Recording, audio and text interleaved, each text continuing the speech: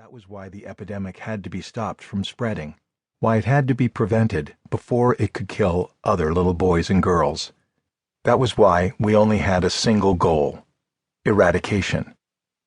For many rural or traditional Indians in the 1970s, smallpox was not a disease in the way we understand such illnesses, an infection caused by a virus or bacteria. An Indian child in some villages might be thought to be visited by a goddess.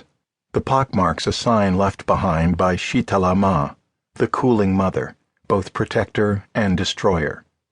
Her annual visit, commonly occurring each spring, was both a blessing and a curse. She was personified as a fierce and wild-looking goddess, a bit like Kali the Destroyer, astride a wild donkey, carrying a winnowing fan and whip or scourge. It was the tip of her whip that caused the painful welts of smallpox.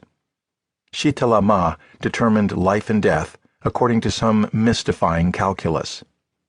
But I knew that a virus, not a goddess, had killed this boy.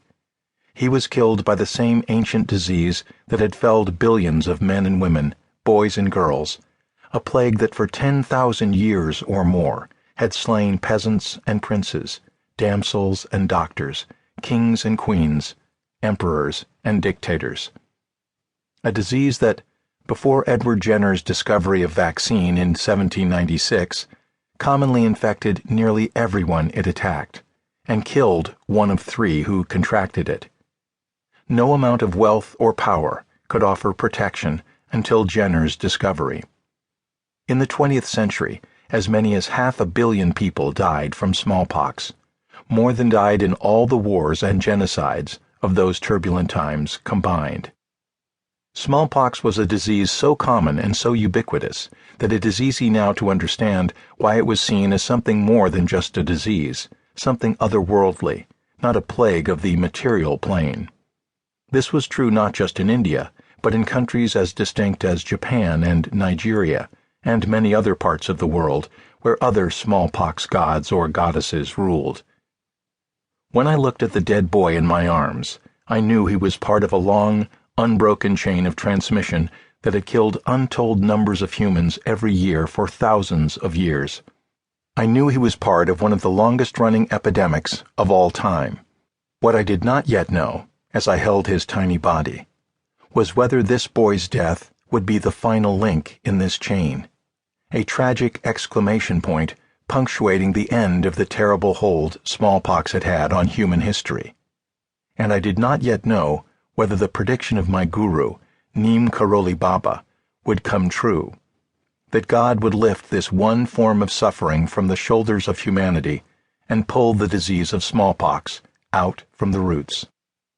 As I look back now, 4 decades later, I am troubled that I never discovered the boy's name, or that of his mother.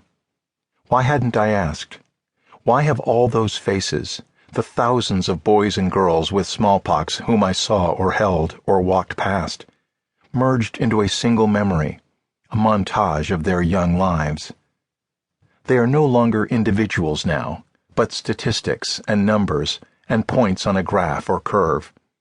It was not because they were brown and I was white, they were Indian and I was American, or because I had become a numb and distracted public health doctor, no longer a clinician living by the Hippocratic Oath.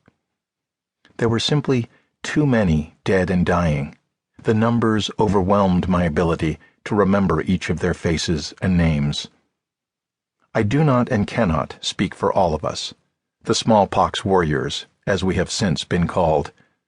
We were eager young Americans, Russians, Brits, and Swedes, and especially heroic Indians and Bangladeshis, called by the fierce urgency demanded by our deadly enemy, smallpox. The boy was one of 2,000 smallpox victims in Tatanagar, a rich industrial city in the northeastern Indian state of Bihar. Famous for its steel exports, this year the city's major export was disease, and it was exporting smallpox faster and farther than any other city in the modern era. Smallpox was everywhere, attacking everyone. Neither religion nor caste, gender nor age acted as a barrier to keep smallpox from infecting anyone who was not vaccinated.